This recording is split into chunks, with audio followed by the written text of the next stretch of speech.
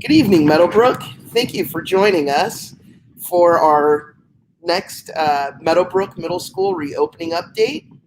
And we will be recording this on YouTube Live. As we go through, if you have questions, you can put those on a Google document. Here's the tiny URL that you can utilize with your questions. And then at the end, we will be holding a question and answer.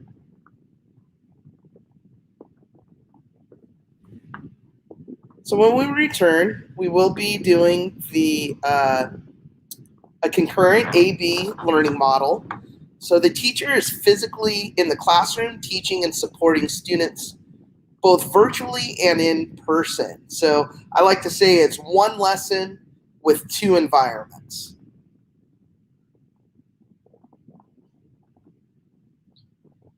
And all instruction is virtual via Canvas, so students will be using their Chromebooks to access their virtual learning.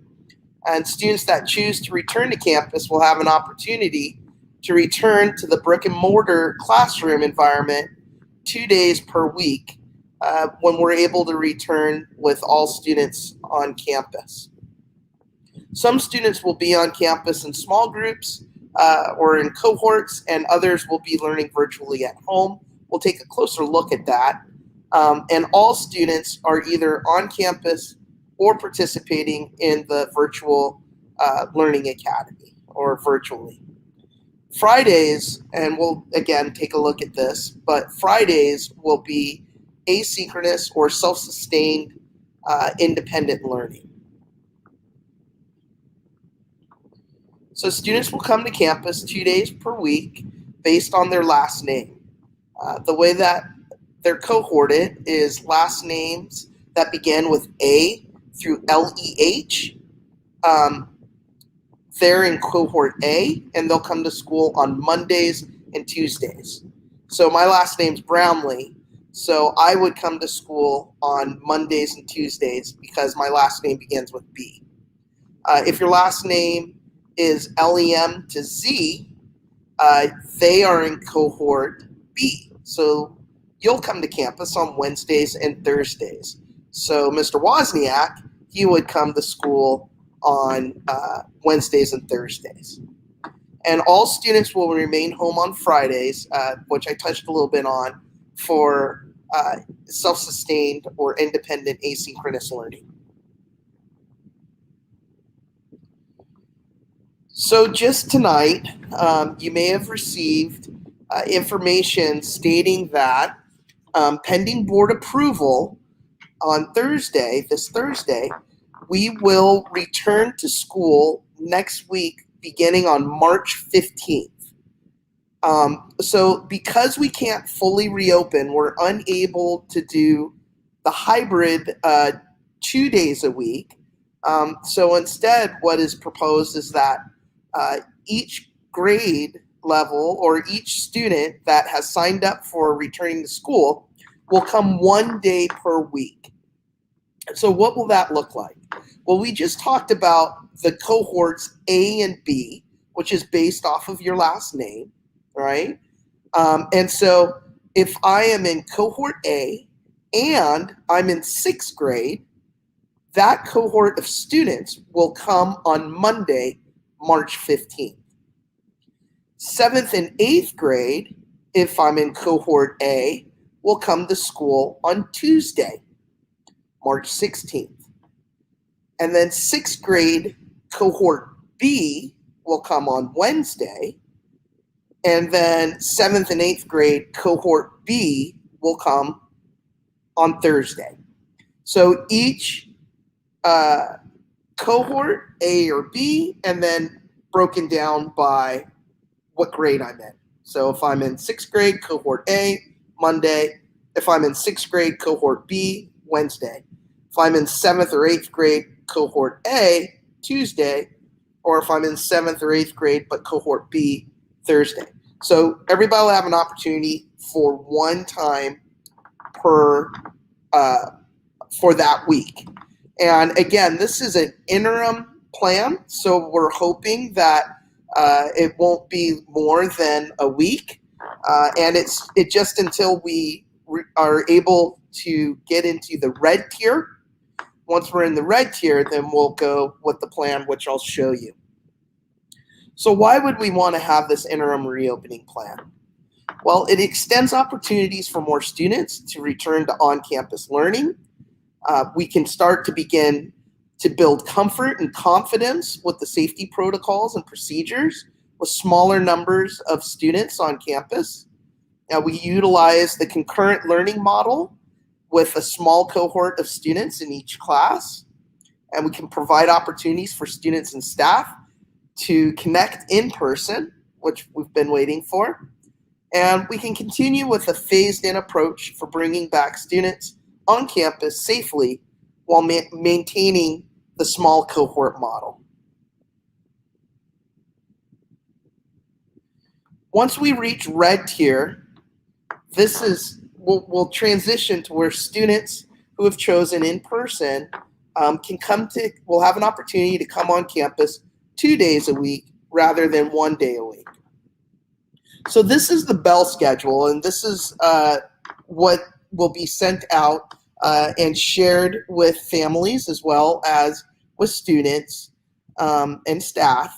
So we are going to shift to where we have tutorial first thing in the morning from 8 to 8:20.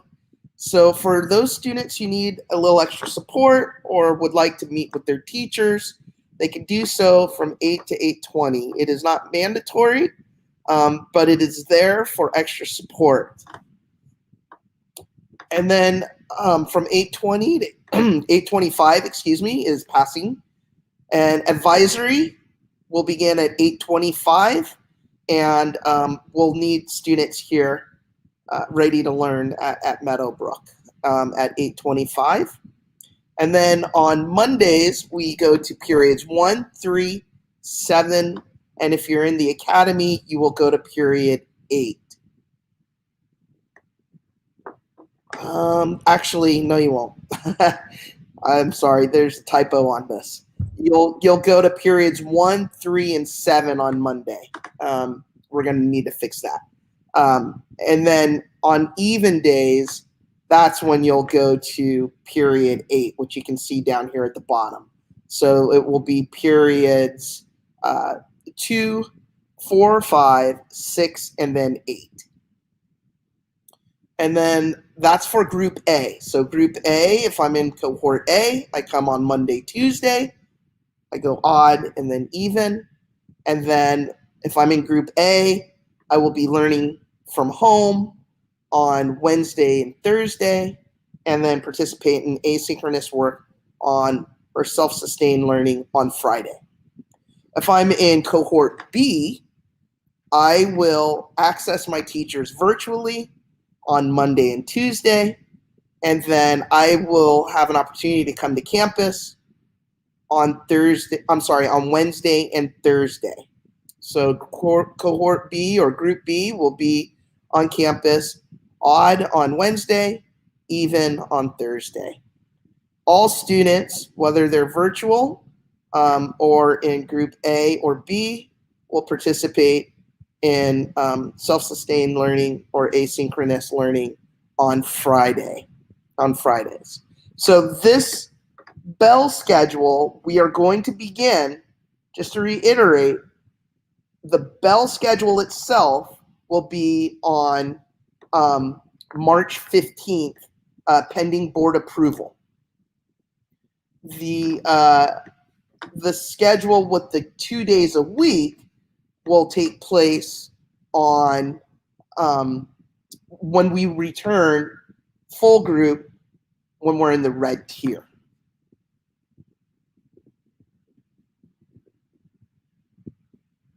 And we're going to have Mr. Wozniak, Assistant Principal Wozniak, is going to take us through some more slides.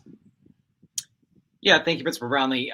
So when students return, we want to make sure that they know what to expect. And I know in previous conversations with families and with students, we reviewed some of the requirements for distancing and mask wearing, and we want to make sure we do that once again so that everyone knows what to expect on day one.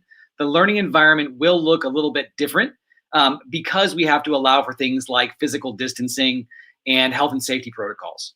So this image is actually one of our classrooms. And it is set for distancing to allow for the maximum safe capacity of students, to allow for 6 feet of distancing between the teacher and the students from their peers. And so keeping in mind that not every classroom looks exactly like this one, but those requirements are universal across all of our classrooms, whether they have desks or tables, regardless of the square footage. We've worked very hard to work with our teachers and our administrative team and our office staff to determine what the maximum distance capacity is for each classroom. And then we've scheduled accordingly to make sure that your students will remain distanced in that learning space. Along those lines, something that we want to make sure that all of our parents have the opportunity to review, if you have not done so already, are 2 documents that are very important. One of them is the Health and Safety Agreement for On-Campus Learning. That is a document. There's actually a link there in the actual document itself. And again, we've pushed this out through callouts. We will push it out again on Sunday. That is a document that was prepared by Poway Unified. Essentially, it's a really brief, I think it's 2 or 3 pages, document highlighting some of those health and safety protocols that we put in place, along with things like mask wearing requirements and distancing requirements for students and families to understand. That is a document that we are asking our families to complete. We've pushed it out a couple of times through callouts. And rest assured that if you cannot find that document in an email, you'll get it again on Sunday. And any students that come to campus this next week or the week following, they will receive that as a hard copy as a backup as well. So we are going to ask that we collect that from our families, but you'll receive it in multiple ways, and you'll have multiple opportunities to complete and return it to us. The second document is the Reopening Guidebook 2.0 from Poway Unified. That is available in English and Spanish. And it's an abridged version of some of the CDC guidelines applied to our district and our school. And it walks us through things like, what does transportation look like? What does health screening look like? What are the requirements around mask wearing, distancing, screening students at home and at school? And it's very valuable, I think, for parents to spend some time reviewing it themselves to gain understanding of what they can expect with reopening, but also for our students to maybe spend some time having a conversation with their families about the information in that booklet. So again, just there for review and for information for our families. We've covered this a bit, but this is just also a reminder about something that is different for our students that are returning to us, and frankly for our adults. The physical distancing requirements, it's not in human nature not to want to, after being on quarantine for so long, not to want to be near other people, especially students that might be seeing their friends for the first time in a very long time.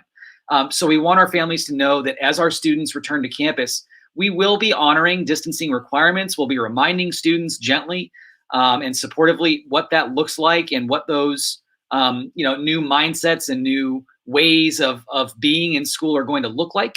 But that is an expectation, right? So anywhere that our students are on campus, whether it's at lunch, whether it's at break, whether it's in the classroom, whether it's queuing up to get into school every morning, we are going to be reminding students and enforcing distancing of 6 feet.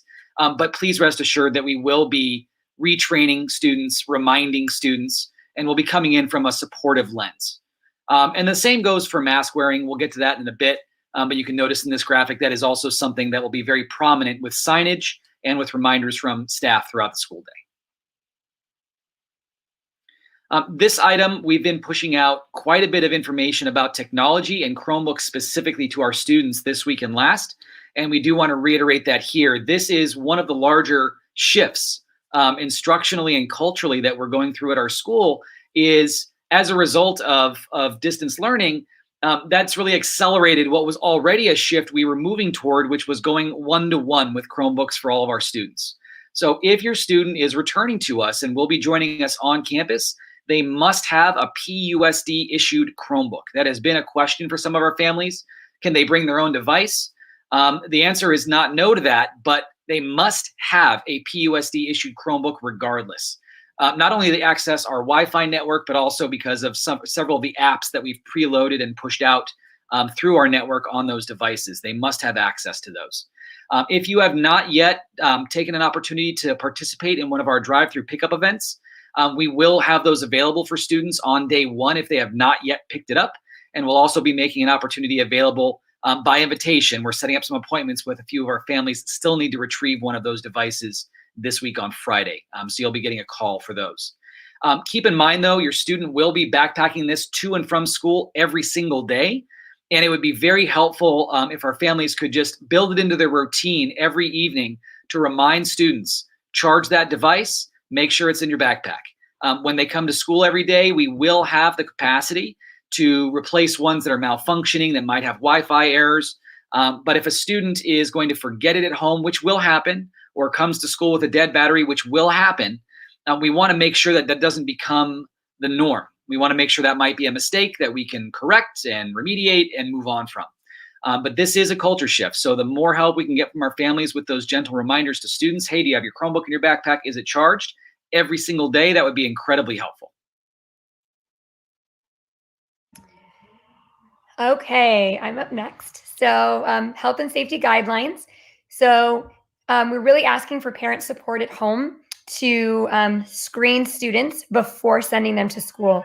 Staff members are also doing the same thing. We are all screening at home, checking for symptoms, cough, shortness of breath, runny nose, a fever. And if any of those symptoms are present, just like we're asking our staff to stay home, we're also asking that students stay home with any of those symptoms. It will really help us at the check-in stations when we're on campus if students have already been screened before leaving the house.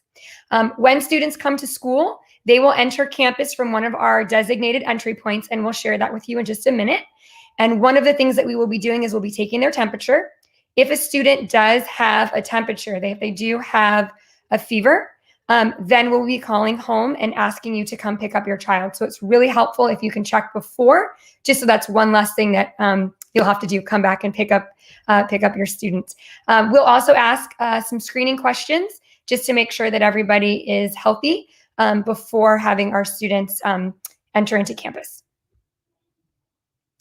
So here are our health screening areas and entry points, and these are going to start next week. So our first entry point is 6th grade, and you'll see that it's right here, right when you enter campus. It's right here on the right-hand side. There's a fire lane. So all of our 6th graders who will be returning to campus next week, you will enter right here at this entry point. For our 7th graders, you're going to be entering the main gate. That will be your health screening area. Oops, there we go. So when our 7th graders return to campus next week, you'll head to the main gate and we will screen you there. And for our 8th grade Mustangs, you will be entering over here on the left side of the gymnasium. There's a door right over there, and there's also a fire lane there. And so that's where we'll be checking everybody in for health screening. So as I mentioned earlier, we are going to have a symptom screening. All students will be screened prior to entering the campus. We do have social distancing markers. They're big red dots, and students were able to actually see a video of us with the dots on campus, so they know what they look like. They're spaced apart, and that's really going to help our students stay apart as we check them in. You'll see Mr. Wozniak here. He's doing a self-check with one of our iPads. Students just place their face within the outline, and it will take their temperature, and it will give us a green indicator if they're able to come on campus. We also have handheld thermometers that we're using that are thermal detectors, so we don't actually touch the student, but we can scan their forehead. And so we'll be using a variety of symptom screening tools for temperatures when students enter campus. So student check-in. This is something that we're very excited that we've just started rolling out this week on our campus with some of the students that are on campus right now. You'll see on the left photo, this is actually an iPad that has been built into a kiosk, and students will scan their Mustang ID card, and that will check them into campus. And this is a really great way for us to be able to see who's on campus and what time those students are entering campus. So the first thing that I'm really going to ask for your support with is helping your student remember to put their ID in their backpack. I know it's been almost a year since they've needed their Mustang ID, but we're going to ask that they have those ready to go on their first day of school next week so that we can scan them in. Another great tool to use is the Student View app, and I've put the icon right here in the top right-hand corner. You can download this on an iPhone or on an Android device. Students can download it, and they can actually wave that in front of the iPad scanner. They'll have a barcode that they can pull up, and that way everything is touchless when they enter campus. And I think, Mr. Wozniak, you're up. All right. I think I talk about masks so often, so I'm going to talk about. Yeah, and this is, I say that facetiously, but this is important, and this has been a culture shift for us as well, is making sure that we just do that constant reminding and gentle nudging of our students, and frankly of all of our adults as well. All of us have gotten used to this now, is face coverings. And so the masks are required for all students to enter campus. Any adult or any individual coming on campus is required to wear a mask. We want to reiterate that bandanas or neck gaiters are not permitted face coverings. So it needs to be a cloth face mask. And if your student comes to school and ear loop breaks, anything happens to it, we need to replace it. We do have those available, and we will be able to offer your student a disposable mask for the day. And we do have child size and adult size masks. So that is not an issue. If your student comes to school and that occurs, we do ask that as students approach campus, that they do have their mask on. So what we don't want is necessarily students walking to school and thinking, or getting out of their car and exiting the vehicle and thinking that they don't have to have the mask on until they get through the gate. As they approach the entry points, they need to have the mask on. So we want to make sure that is trained in as behavior for all of our students. They will be able to remove the mask during a couple of different times of the day. When they eat a meal at lunch, obviously they can remove the mask, but we do ask that students are in one place, so wherever they choose to sit, distance with their friends around, that's fine. They can take their mask off and eat. As soon as they're done, they put the mask back on, though. So it can't stay off the entire lunch period just while they're actively enjoying a meal or having a drink of water. And then throughout the day, teachers will have discretion over individual and by request only mask breaks. So if a student goes up to a teacher, I've had my mask on for several hours, I just need to step outside for a minute and take a break. Teachers will have discretion to be able to permit that, and we will allow for that. So your students will have the ability to take a mask break in a distance setting on a case-by-case basis. I won't spend too much time on this one, but this is just a review. We are following several health and safety protocols and guidelines, and this is all outlined in the PUSD reopening guidebook. But something to keep in mind, there will be several hand sanitizing stations. They're automatic and touchless, and those will be at every entry point into campus each morning, whether they're taking the bus or walking or getting dropped off to school.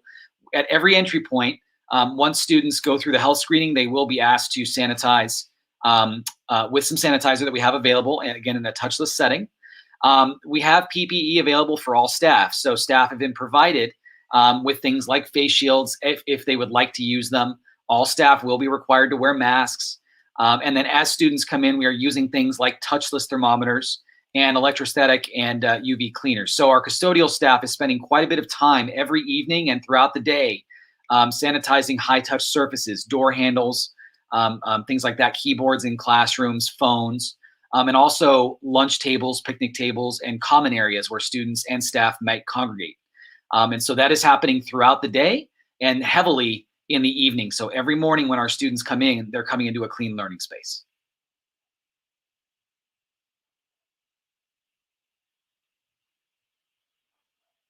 You want to go to the next slide there? There we go. For lunch and meal service, want to keep in mind and make sure that we reiterate this, lunch is still at no cost right now. We have grab and go lunches available for students. We will not have items at this time for purchase. So if your student is returning to us and was a 6th or 7th grader last year, they might be used to being able to go and buy certain things, Slurpees, things like that on campus. They will no longer have access to those types of items. We don't want any exchange of cash or anything going on.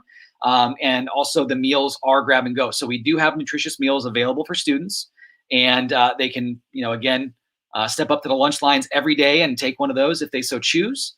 And those will be in also a distance setting, the lines to actually retrieve their lunch. And I've already reviewed the fact that we ask students to remain distanced and masks can come off while they enjoy their meal.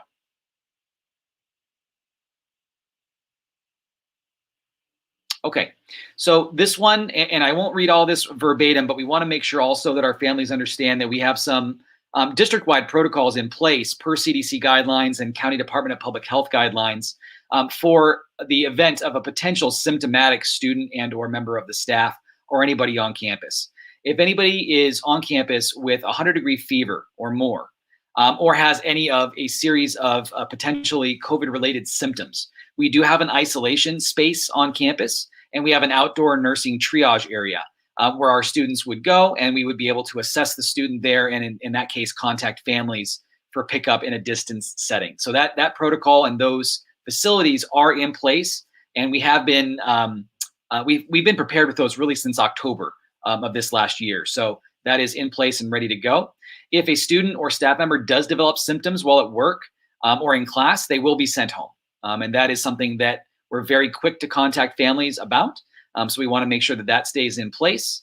And we would like to make sure that our families do review the guidelines for screening at home to make sure that we understand what those potential symptoms might be. Sore throat, runny nose, headaches. There's a whole list of symptoms that we would like our families to watch for in their students. And please do keep them at home. Again, we can't reiterate that enough. If you feel that your student might be ill or anybody in your household might be ill and is exposing the student potentially to anything at that point. As far as returning to school, if a student is sent home with symptoms, we have a COVID tree protocol, a decision tree protocol in place. And that stands at basically 10 days if we find that they are potentially symptomatic with COVID-related symptoms until they can return to school, or I believe it's 3 days with a negative COVID test. And again, that's very detailed in the guidebook, but those are the base points for what we do as far as sending students home or allowing them to return to campus.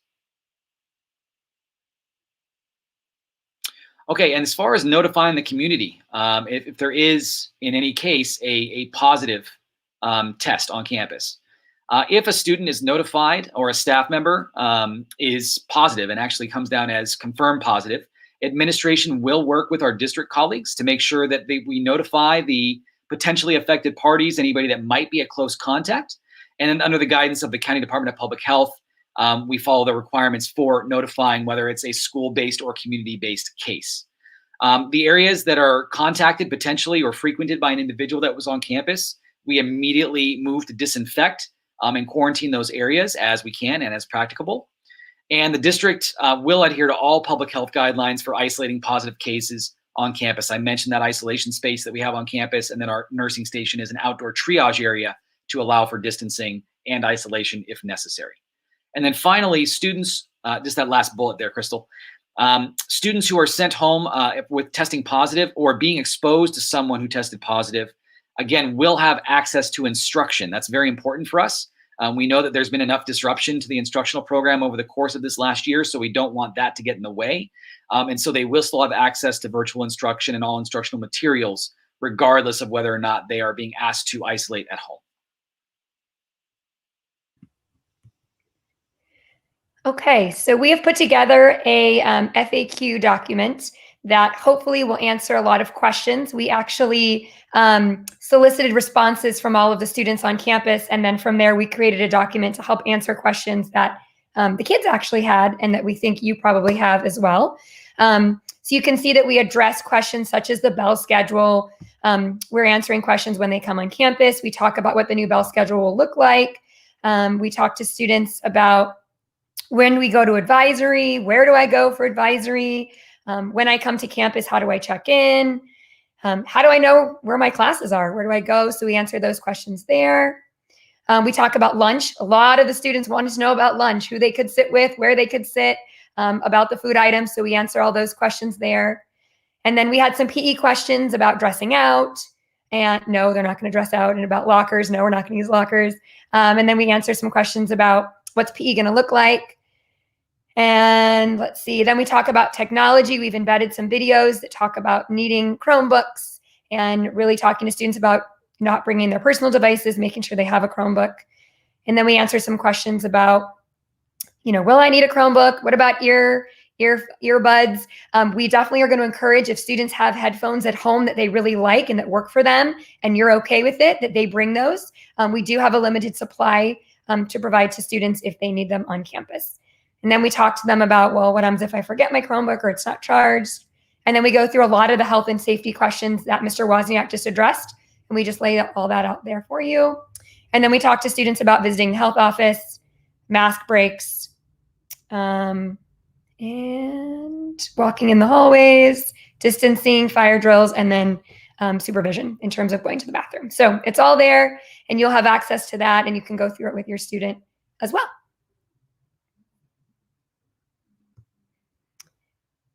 I think now we're going to tackle our Q&A. We see that we've been putting some questions in.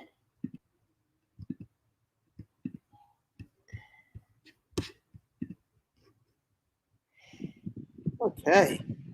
So one of the questions that's popping up a lot is, can I wait to send my child? If my child is currently in person, can I have them go virtual and then wait to send them until we are in the red tier? Okay. So if a student chooses, if a student chooses to go virtual, then in order for them to come back onto campus, it's going to be based off of space availability. So we build our whole schedule and staffing and cohort sizes based off of what the what our families have asked for placement for their learning environment. So now, as far as March 15th goes, it's one day, right? So if it's one day, 1 week, we're not going to take and give away their spot for on-campus learning. But like a prolonged, I'm just going to wait and wait and wait. We can't guarantee that we would have that spot. Another question here, and this is, I think we addressed this at the beginning, and I know there's probably more questions about it. Aren't we possibly able to open on March 17th with the regular 2 days a week plan? Why do we have to work within an interim plan that forces a second transition potentially? So we want to give an opportunity for all students to be able to begin to connect with their teachers and to come back to campus. And we don't know if we're going to be able to open or if we're going to be in the red tier on the 17th. So it's an unknown right now. So this interim plan is just for 1 week. And what you'll notice, let me go back to that interim schedule. What you'll notice is that, again, like if you're in cohort A for 6th grade, or if you're in cohort A for 7th and 8th grade, when we do transition, you would still come on Monday and Tuesday for group A. So it matches up. So for right now, this Monday is just 6th graders going through it. But then when we do fully open, it'll be 6th through 8th, but it's still the same days, the Monday, Tuesday. So there is that matching up. And again, it's to extend opportunities for more students to return to campus. Families have been waiting a long time. It's been a year, and it would be nice to be able to get kids comfortable with smaller numbers on campus, and for them to be able to come back. A couple questions about should my student bring their textbooks to school on the days that they are coming to class?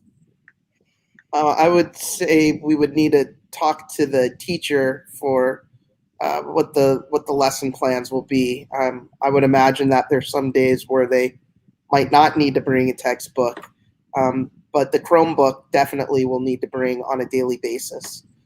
So that would be up to the teacher about what the lessons are. Question, are teachers returning for in-person required to be vaccinated? And if not, why not? They're not required to be vaccinated, but there is an opportunity now. Meadowbrook staff are able to get vaccinated, so not even just teachers, but all staff. But we don't have there's no CDC like requirement that in order to teach in person that you have to be vaccinated. We strongly encourage, and many teachers and staff members are excited to be able to have the opportunity to get vaccinated. I know I'm currently was able to get my vaccinations, and so again, that opportunity thankfully is there, and then it's up to staff to take that opportunity if they wish to. Next question is, what time will the gates be open for students to be able to enter campus? And then kind of a two-parter about making sure that students make it into class in time for advisory, if there's a process of temperature checking and getting everybody into campus on time. You want to take that one, Brent? Or Mr. Wozniak? Sure. Yeah, that's fine. We had talked about 7:45. We want to avoid a couple of things. We want to avoid large groups of students potentially congregating on campus. And so when students get through the temperature screening stations, we are asking that they go, in this case, to our quad area. It's our large area of our main center of campus. And then essentially a few minutes before tutorial, potentially at 8 o'clock, if they are coming for tutorial, they'll be permitted to report to their classroom. If they are not coming for tutorial, they will not be permitted to enter campus early and just mull around campus as they might in a normal school year. So they have to have a place to go or go to one of our supervised areas on campus. But 7:45, we would really, really prefer, if possible, that students not arrive before that time or too much earlier before that time. Because again, we want to make sure that they have a purpose and a place to go whenever they come to campus. As far as the screening, we know a 100% positivity that those kids are going to follow protocol, but it will take time in the first couple of days that they report to us. Little things that get in the way. A student has a beanie on and it causes a false reading and we have to have them wait off to the side. A student forgets their ID that morning. So we know, and we're going to offer plenty of grace and understanding if the line is a little long in the first couple of days as students are adjusting to the need for screening. And if they walk in late, there's not going to be a penalty for that. If it's something that was obviously they were in line, they were waiting, they were there on time, and we were ready to go. As we transition after the first couple of weeks of running through this and retraining the behaviors, that's when we can start to have conversations about whether or not we have students that are reporting too late to school and work with families. But again, no, we're not going to be going to a traditional tardy system and penalizing students, especially if they're already in line for health screening, for a process that is required and it's not under their control if they're a little bit late to class. There's a question about how does my child get an ID if they weren't available during picture day? They weren't able to come to picture day, student IDs. So how are we going to get those IDs to students? You want to take that one? Yeah, I can take that one. So we're currently working with our library team, and we're going to set up a procedure where students who don't have IDs, that haven't had access to get an ID yet, well, they will have an opportunity to get a student ID. So we're just putting some plans in place. It's kind of a big undertaking with the amount of students. And so we just want to make sure that we're doing it in a safe manner.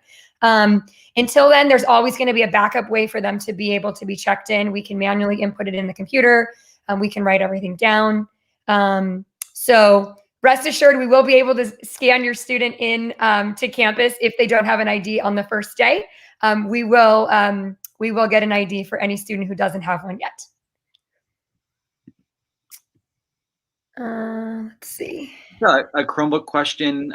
This is kind of for at-home use. So Chromebooks are notorious for having issues with sound quality. Can my child use his personal laptop while at home? And just the brief answer to that is, while the student is at home, they are absolutely permitted to use any device. It could be their personal device, it could be a school Chromebook. Really, the factor here is when a student is on campus, we absolutely need them to have their POSD issued Chromebook available. But if a student is at home engaged in virtual learning, they are absolutely permitted to use whichever device they so choose, as long as they have access to Canvas and Zoom and their teachers.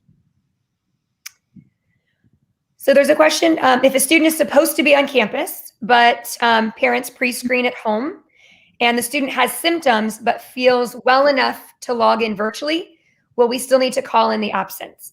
I guess I can take that one since I'm asking the question.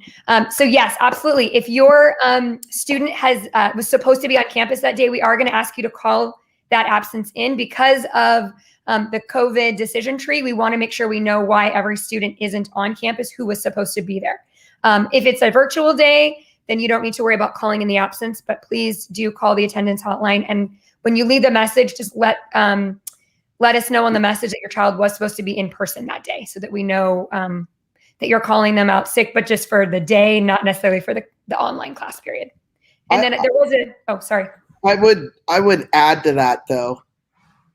If you're virtual, but you're in person, so you're going to be coming to campus. If your child is sick, it would be very helpful if you can call and let us know, regardless of absence, because we need to be able to track that.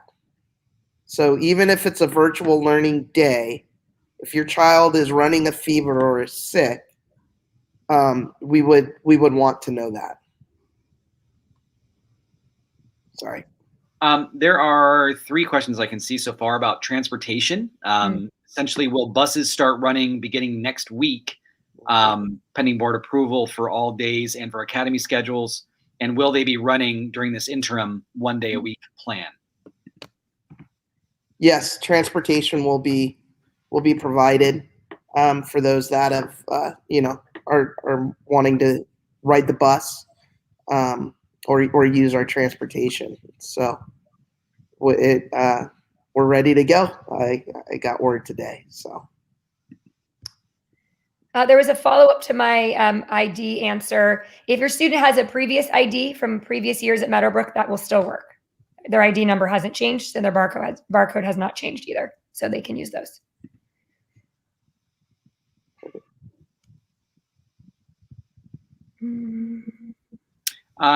This is a good question about bikes, actually. So I have an 8th grade student. His entrance is by the gym. He's planning to ride his bike, but his bike rack is by the 7th grade entrance. Is there somewhere near the 8th grade entrance type of bike? So no, we are going to leave our bike racks where they are. However, if you're looking at where our campus is, the main gate area, it's not going to be a crowded area. We've been accommodating about 80 to 90 students as part of our small group return every morning, and we are able to successfully distance them about 20 deep in 2 different lines pretty quickly.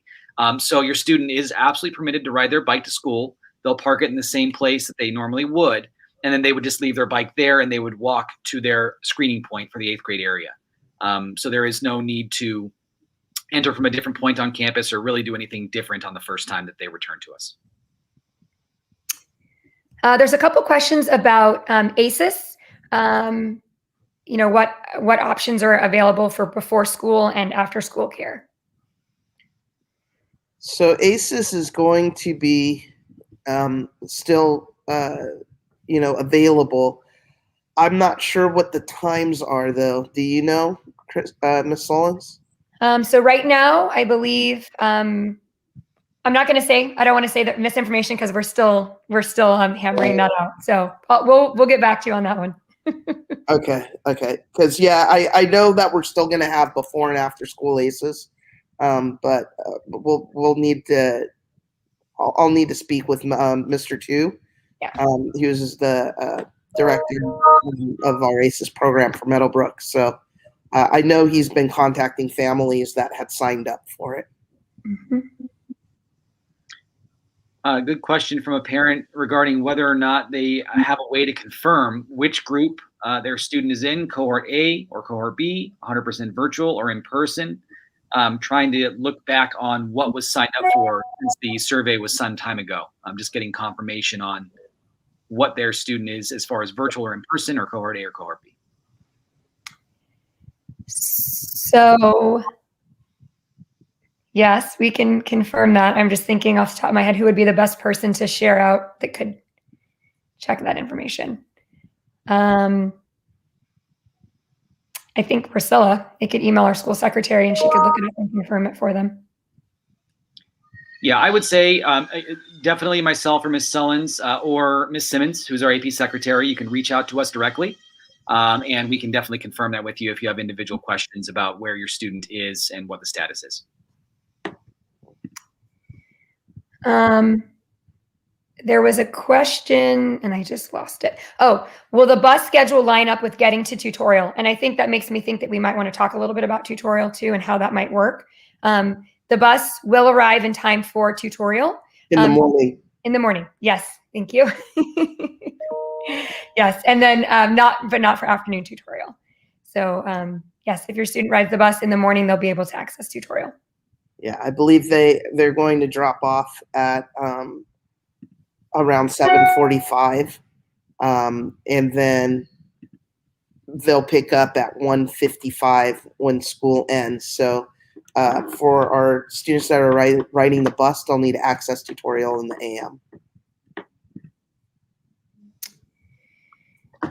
AM. Good question about drop off and pickup. And I know we had that map, the overhead map, where Ms. Sullins reviewed the entry gates. But as far as drop off in the morning, there is nothing different. If you're new to Meadowbrook or if you're a returning Meadowbrook family and been in our campus, essentially, yes, you can still go through our main parking lot and drop off your student.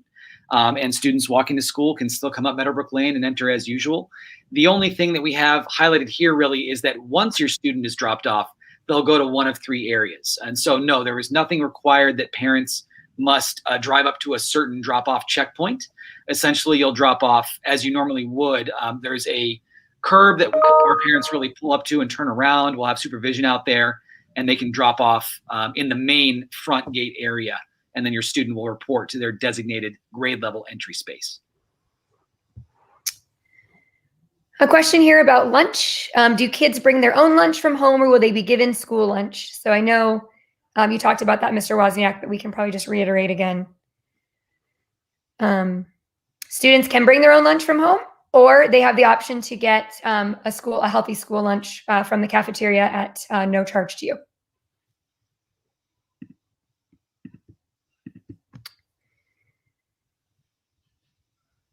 Quite a few questions, and I'm not sure how we want to address this, Principal Brownlee, but what percentage of teachers will be on campus during this phase and when we return for the larger reopening?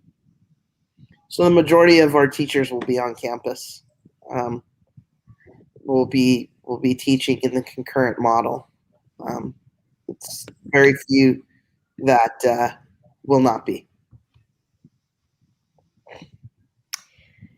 And then there's a follow-up to that. If one of your child's teachers is remaining virtual, how does that work?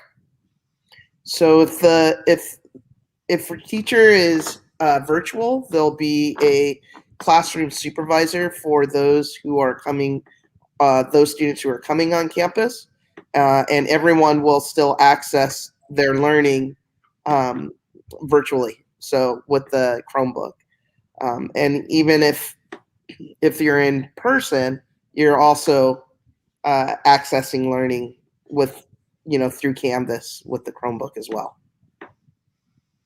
But there'll be supervision. We'll have a supervisor in the classroom with the student while the teacher is teaching from home.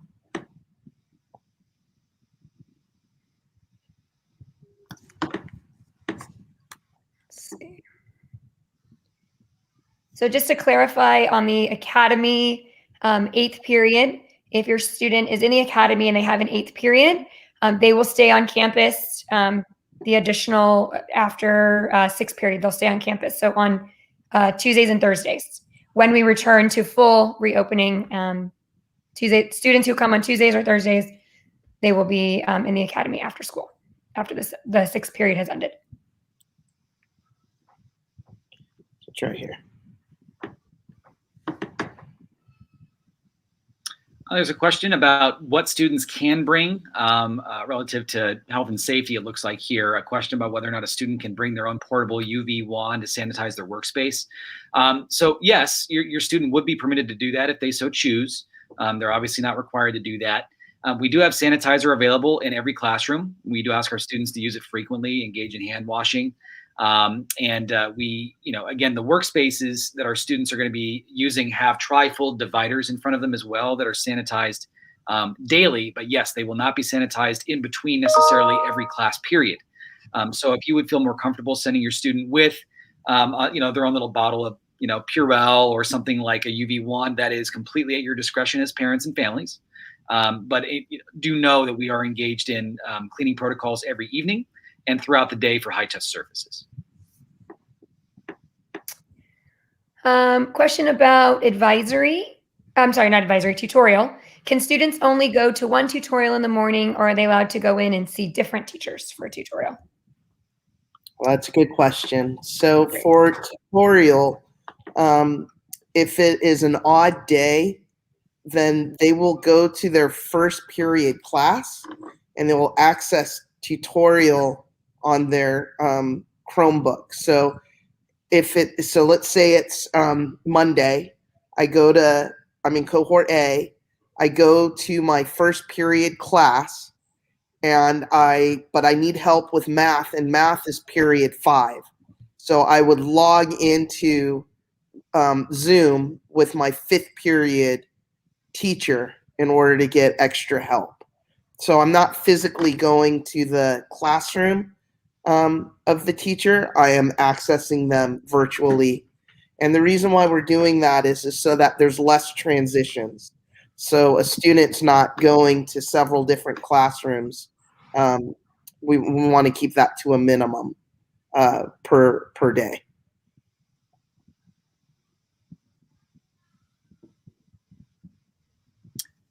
Question about whether or not a student will report to a teacher's classroom if that teacher is virtual. So if the teacher is a virtual teacher, does the student still report to that teacher's classroom space?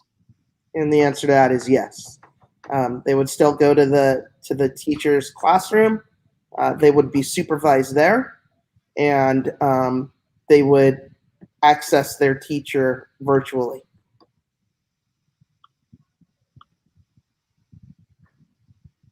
And I think we maybe just a couple more. And so from where on campus would a student access the afternoon tutorial? So afternoon tutorial would be students would stay in their 7th period classroom, and then they would log in to Canvas and they would access their teacher's tutorial through Zoom while being seated in their 7th period teacher's classroom. And again, that's to cut down on the number of transitions.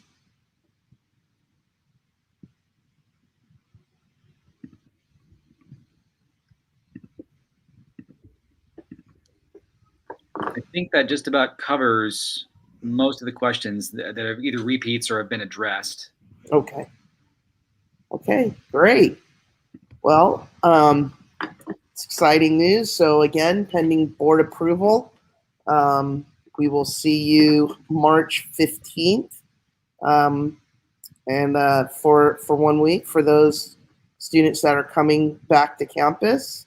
And then hopefully we'll get into the red tier soon, and we'll go from there.